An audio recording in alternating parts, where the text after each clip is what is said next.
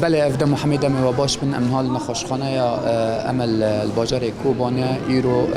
ارتش ترکیه و چکدار اپوزیسیون سوری اتومبیل که کارمند رهبری آوه یا حریم افراد باجار کوبانی آرمانج کرد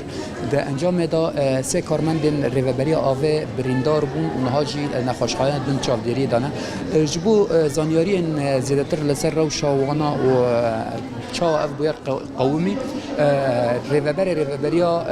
آوه باجار کوبانی برز مسعود بوزی لگل مایا ام لگل وی هفتوینه که لدار بخن جبو زانیاری زیادتر بله برز مسعود دو مطباش به و در باسی به جبو کارمند و اف بیر چاو قومی و چاو چی بو رو شاوان کارمند وان ها چیه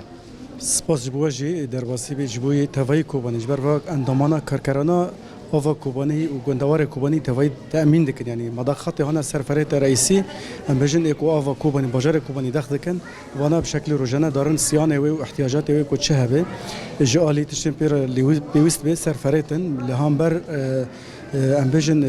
سینور داگرکر ترکان و چته وان هیرو نوور ساعت 11 و 11 نیوان دا دم او دارن سر کار خوش بو کار خیر روزانه احتیاجیش بو کار آوه خبرم تام نزانن اگر تیاره اگر جی قصفه که چاورنگی کس نزانن تنه آگاهی گشتمه لو داره لیدان جماره چی بو یعنی ام بجنهات هدف گرتن و انجام دا حرسی